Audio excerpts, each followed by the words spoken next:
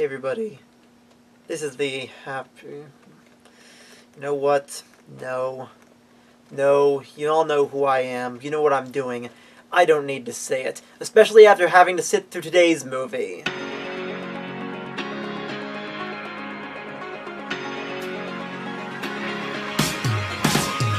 This is a movie that has been in my request list for over a year.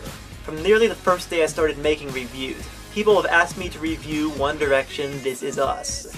And there's a good reason why I've waited so long to do it. I really didn't want to watch this movie. And the first reason for that is, of course, the band itself. I may have mentioned my dislike of One Direction in the past. God, I hate this band! I can't even say their name without groaning. Now I have somewhat softened.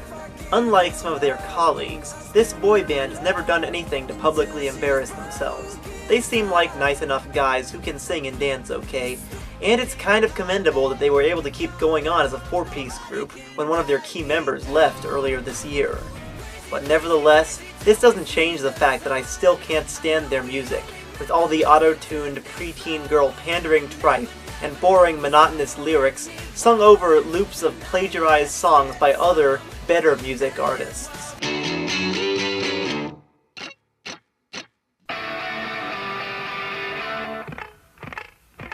Now I know what some of you are going to say.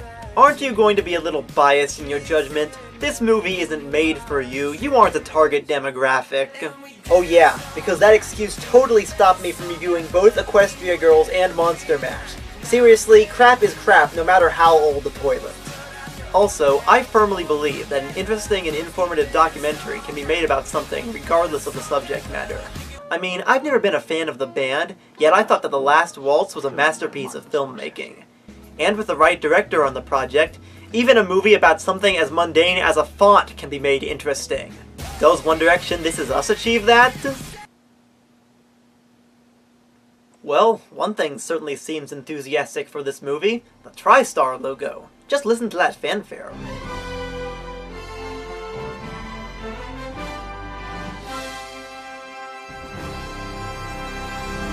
Don't be fooled, though. This isn't the Terminator 2 TriStar we're getting here. No. It's the Pompeii TriStar.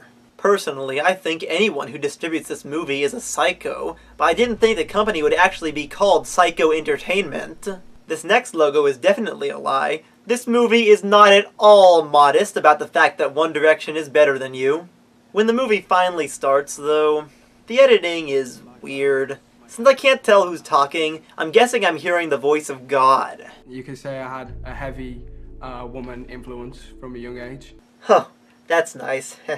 Who are you? I used to have a little bed in my mum and dad's room. Okay, I can't see who's talking, so I don't know if this is Harry, Zane, Grumpy, Dopey, or Doc. And by the way, the editing goes on like this throughout the entire opening scene. I used to sit on the windowsill and imagine things like winning the lottery. I was a proper show-off. And in case you're curious, the first appearance of the whole band is one of the most lackluster character introductions I've ever seen in a movie. Oh, what you did that for? Classy. Not since Monster Mash has our main character's first appearance been shtick. Jesus! You know, maybe this big introduction would be more suspenseful if we hadn't already seen them earlier. And it's just a girl screaming. Does it really need slow motion? The movie brags that it was brought to us by Morgan Spurlock, director of Super Size Me, Freakonomics, and Comic-Con Episode 4 A Fan's Hope, as well as producer of the critically acclaimed documentary A Brony Tale. Which makes me wonder two things. One, why didn't he use a pseudonym for this movie? And two, why did he direct this movie at all? I mean, gosh, I like his stuff. Now I'm gonna feel bad about hating this movie. Ow! Jeez, turn it down! The next part shows various news anchors reporting on One Direction's popularity, because I guess 2013 was a slow year. British boy band One Direction has arrived to the frenzied screams of fans. One Direction is taking over the music world one country at a time. They're #1 here in Australia. #1 in the US. One Direction are #1 in more than 35 countries. The bombing killed 3 innocent civilians and injured over 200 more. Our hearts go out to their families. In other news, One Direction are really awesome. I'm not getting paid enough for this. Even the Beatles have never achieved such transatlantic success so early in their careers. Did you seriously just compare One Direction to the Beatles? I'm not even gonna comment on that one. The next part shows One Direction going into the O2 Arena to prepare for their big show. And I sure hope they have something interesting to say. Yeah. Yeah, now I'm feeling good. Great. I'm guessing that's all this movie is going to be. Just One Direction barely reacting to stuff for 1.5 hours. Whoops, I mean 1 hour and 46 minutes. See? I have the extended fan cut, which adds several minutes of footage, because clearly I want to sit through this piece of crap for as long as possible. I'm surprised it only took 10 minutes for Simon Cowell to show up. For those who don't know, aka my parents, Simon Cowell is the well-known talent scout and X Factor judge who put One Direction together. He's also the co-producer of this movie, and he makes sure you don't forget it by putting his name ahead of all the other producers and getting as much screen time as possible. Why don't we put these 5 boys into a group? Well, I can think of many reasons, but you're the boss, Si. The movie shows their rise to popularity on the X Factor, and shows that they only made it to 3rd place. That could have been the end of the road. It could have been, or it should have been. This is why we have the best fans in the world.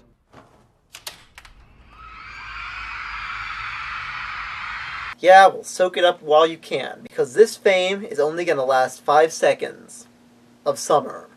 My god, are we still on this shot? I get it, you're popular. Move on to the next scene! Never mind, just more of One Direction being popular. Haven't seen that before. You may notice I've been holding back on talking about the music itself, because I don't want that to cloud my judgment of this movie. But if you want a drinking game that'll get you drunk really fast, then take a shot whenever there's a song that clearly rips off another better song. Here, take a listen.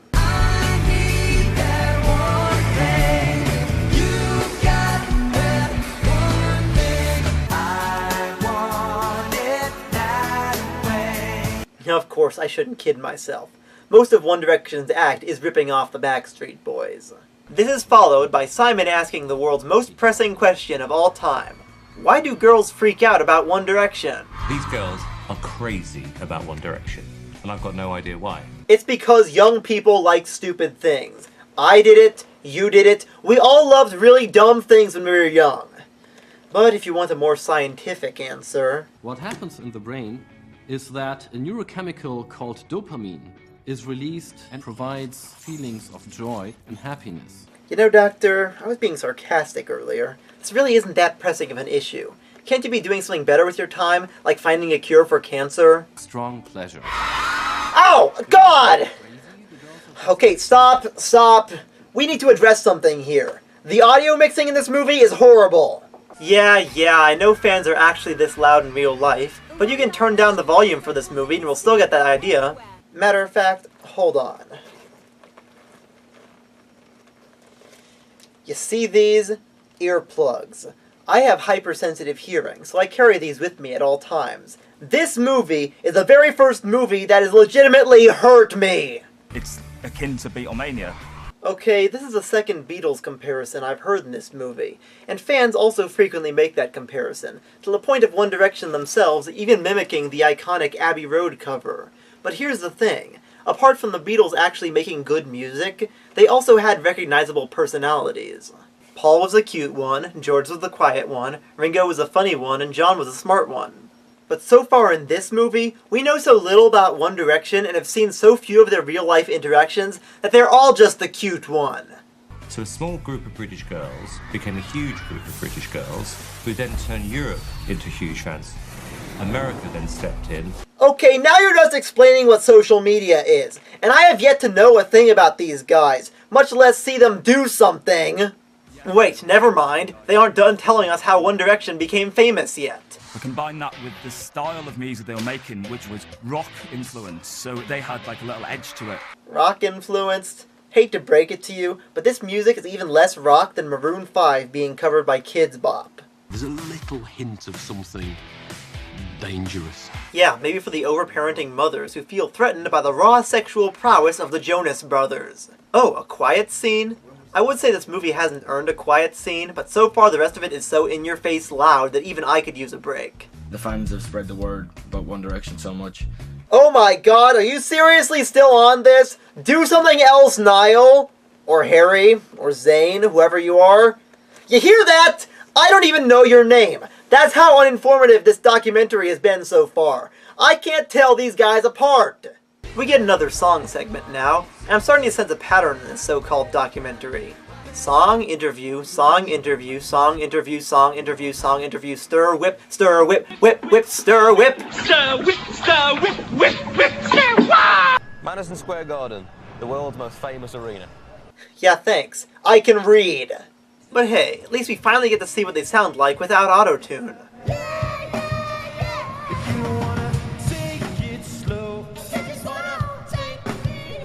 So after we've seen interviews about how they're famous and a montage of them being famous, we get to see their parents talking about how they're famous. This might actually be touching if it weren't spliced in with the band members acting really stoned. This is followed by some celebrity cameos like Chris Rock and... wait, Martin Scorsese? What are you doing here? You should be off directing better music documentaries. In fact, why didn't you direct this movie? You'd have done a better job at it. I'm just a little boy from Bradford, and now I'm smashing it. Yeah, well, I'm a 19-year-old man from Charlottesville, Virginia, who nobody cares about, so shut up! Hey, stop pointing at me! It's not nice to point at people! We get another song segment, of course, because I guess we haven't seen enough of those. And then, oh, you know the drill, they talk about being famous. Only now, they talk about the hardships of being famous. Like, which random fangirl should I bang this week? And did I leave my favorite bunny slippers in New York by accident? They arrive in Japan to sign autographs, and... wait, what's that playing in the background?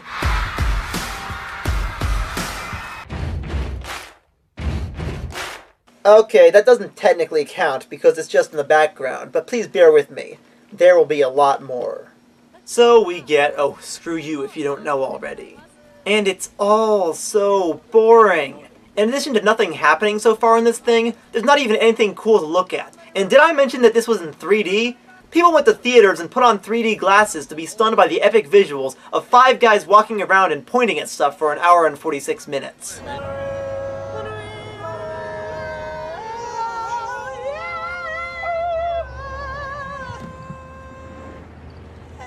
My god, I can't believe we're only 1/3 of the way done! Do something! Wait, are they playing Teenage Dirtbag by Wheatus?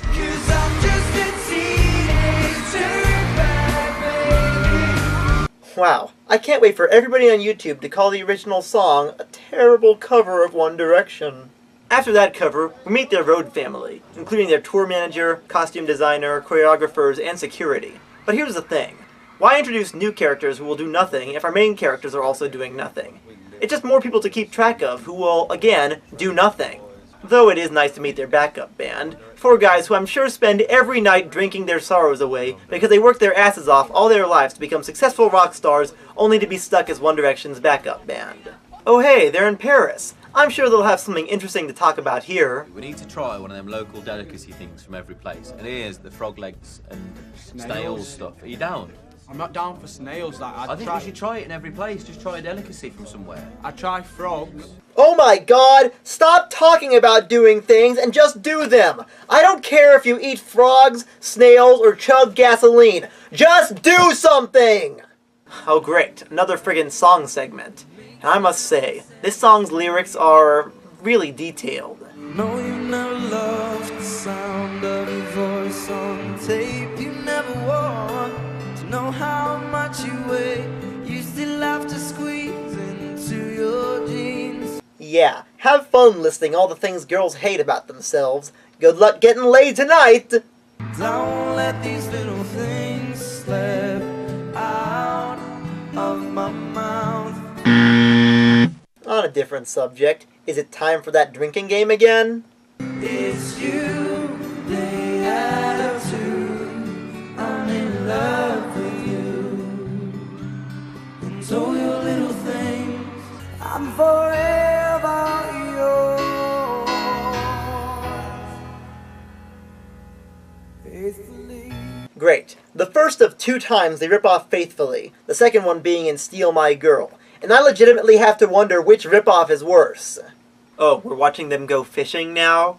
As if this couldn't get any more boring. What's next, a quiet round of golf? We're now at the 53-minute mark, over halfway done with this movie, and I have yet to see something actually happen. With other music documentaries, we at least get a typical band drama. Come on. Where is the scene where one of them gets addicted to drugs, or goes through a nasty breakup, or where the drummer explodes on stage? It just was like a flash of green light,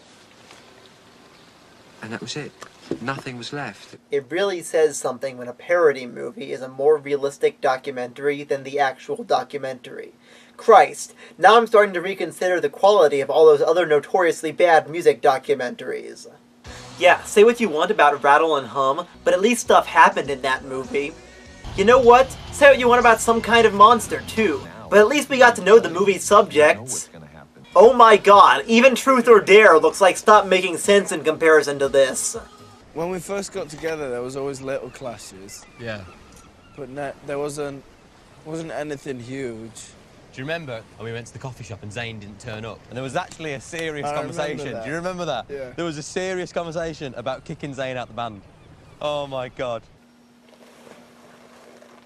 Go on. Oh, what? You're just cutting to the next scene? You got me all suckered in with that story and don't even finish it? Congratulations, guys. You just blew what is probably the only time you'll ever get me interested in your terrible movie. And we still have 50 minutes left of this piece of crap. They take a break from talking about how famous they are to instead try to establish each of their different personalities. Over halfway into the movie. A little late to just now be establishing that, don't you think? Don't put too much effort into it. Chances are I'll probably forget who all of you are by the time I finish watching this movie. Me and Louis did not get on at all. We used to be at each other's throats. Then we got Harry, who's like perfect pop star. Zayn wears his heart on his sleeve. He's got a real big heart, even though he won't admit it. Ha! You can't convince me that they aren't all robots cloned from the same pop star. He doesn't like to get out of bed. Zayn, mate. Okay, that I can identify with. You should see me in the mornings. It's not pretty. Not even the musical segments in this movie are interesting. It might be nice to see the band playing in different countries, but all the concert footage is from the same show at the O2 Arena.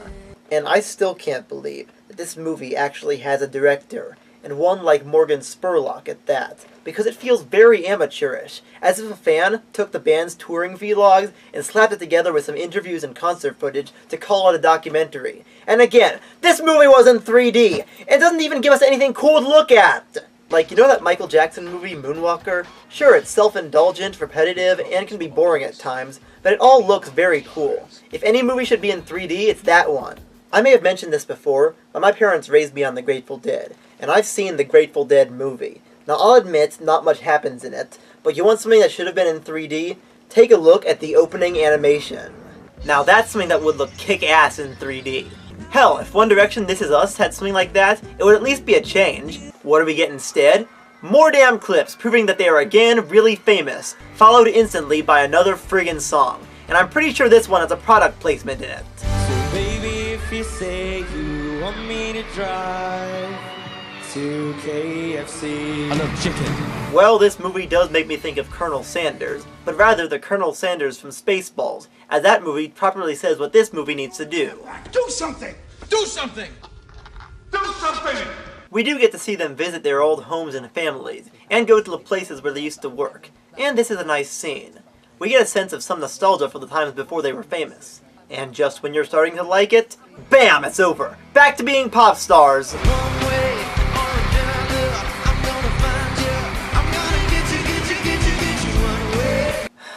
You know, I'd be upset that they're butchering this Blondie cover, but at least they aren't claiming that the song is an original like some of the others here. If you told me they showed this cover to screw with Alex's mind in A Clockwork Orange, I'd believe it. I'll get you. Stop it, please, I beg you! It's a sin! It's a sin! And I get it. You have lots of fans. Please shut up. Also, dude, how much did your girlfriend pay you to wear that? This movie doesn't even wait 2 minutes after the last song. It feels we need to be serenaded again. And then it doesn't even wait another minute after that. That's right, another friggin' song. Remember the beginning of this movie, when it was mostly just talking with a few songs here and there? Well, now it seems they want to cram in as many songs as possible before the end. Instead of, you know, doing something!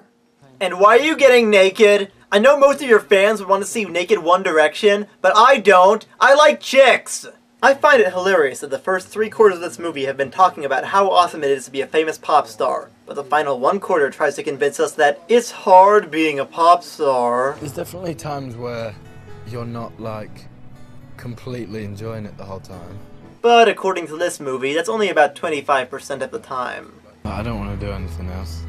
Oh yeah, I know. You haven't been doing anything else throughout this entire unending movie! Seriously, I'd rather hear about their backup band. There was another documentary that came out that same year called 20 Feet from Stardom about backup singers for famous songs, and I loved it. Why weren't the other guys the focus of this movie? I don't like the word famous. Well, the creators of this movie certainly seem to like it. But the movie finally shows them doing something else, as one of the band members dresses up as a security guard and goes out and just trolls their fans. They can't really sing, they can't really dance. I seen them the other night, they're not the best. I think they're crap. I don't know why you even like One Direction, they're crap! All go home! What's your favourite song? What Makes You Beautiful? Never heard that. Look at me, I'm not the greatest looking fella, so I'm not beautiful at all, really. Now I gotta admit, this scene is actually kind of hilarious. I almost wish the entire movie was just this. Just the 5 guys going around and goofing off, putting on some costumes, maybe give it a plot that's not great, but it's somehow nonsensical enough for the movie. Okay, you know where I'm going with this. I wish this were a Beatles movie. But the problem with this scene is, it has no payoff. He doesn't take off the makeup afterwards to reveal that it was actually him. It's never displayed on the screen in their show, the fans have no way of finding out, and until the movie was released, they probably just thought it was a douchebag security guard. We get another song sequence, and really? CGI?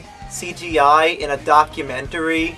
You know what? At least they're making use of that 3D the movie was shown in. Though I'm pretty sure one of their voices cracks in this song. Let me kiss you. God, I can't figure out what this song is trying to rip off, but it pisses me off.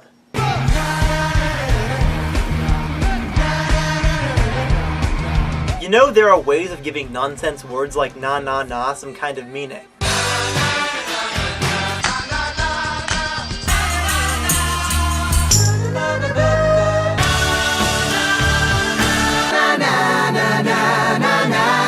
And then there are ways of singing them that suck out the meaning that they didn't even have in the first place. Wait, they're camping? Are there any bears in Sweden? We need one of them big long machetes. Yeah. Fake! This scene is so fake and so obviously scripted that this movie might as well have had a plot like the Beatles movies. I'd know. I live out in the woods. Look, they can't even set up tents and... Oh yeah, because nothing starts a fire better than a giant friggin' log. And they can't even set that up. Wait, now they actually do have a fire? You're seriously trying to convince me that they go out camping like this a lot when they so obviously got some of the crew to help them? What do you fans see in this movie anyway? Wait, never mind. I know exactly what you see in it. Sexy guys! Hot, sexy, shirtless guys from One Direction! Ah! But after this obviously scripted scene, take a guess about what we get next. More damn scenes of them being famous! But it appears one of them is missing, and Zayn chose to stay back inside, away from the fans. Judging by the fans not batting an eye that one of their key members is missing, are we supposed to assume that this scene takes place in the future when Zayn leaves the group? I was wrong about this movie. Apparently they could afford a time machine, so that's something. Now, this next scene is actually a touching moment. Honestly, every scene with these guys' parents is a good scene in the movie, because it shows where these guys came from, but this one is probably the best. Zayn gets a call from his mom and admits that he's not always enjoying everything, and has to take a step back. You know, that's literally why I, auditioned for the show in the start. I just wanted to be able to give back, you know what I mean, to my mom and stuff. And pray tell, what does this scene amount to? Absolutely nothing! The next scene just shows them being famous again. But it has been a little while since we've seen a song that rips off another song.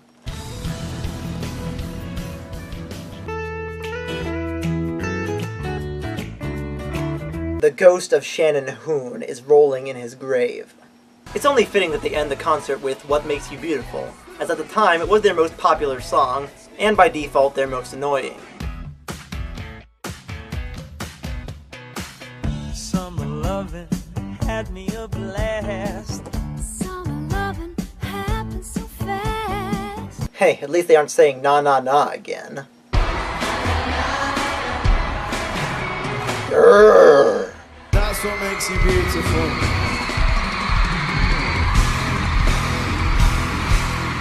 Huh, the movie's finally over. But it would be a shame to end this without another blatant ripoff.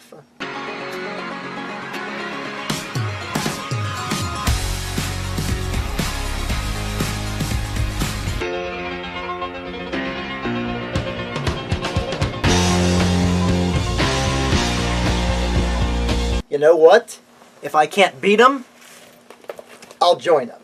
And I watched all day, watched the worst film ever. I saw every scene, but I can't remember how it goes. But I know that nothing happened. And I watched all day, watched the worst film ever. I think I went. Ow! I think I went. Ah! This wasn't a documentary. This was an hour-and-a-half long infomercial. I'm not going to go out on a limb and say that One Direction This Is Us is the worst movie I've ever seen, because then someone could bring a different one to my attention that's even worse. But I will say that this is definitely the worst concert documentary I've ever seen. And even that feels really wrong, because at the end of the day, this was just propaganda. As a movie, nothing friggin' happens in it. As a documentary, it relies on the audience already knowing everything about this band. And as something called This Is Us, I don't even leave it knowing their names, much less anything else about them. There's no plot that it builds up to. There's no conflict or resolution. And this seems to be a common problem in the era when any schmuck pop star can get a theatrical movie made about them. I actually lost a lot of respect for director Morgan Spurlock when I saw this movie. It felt like he wanted to make a better movie that wasn't just a huge commercial, but was held back by someone, probably the record company, and instead made this.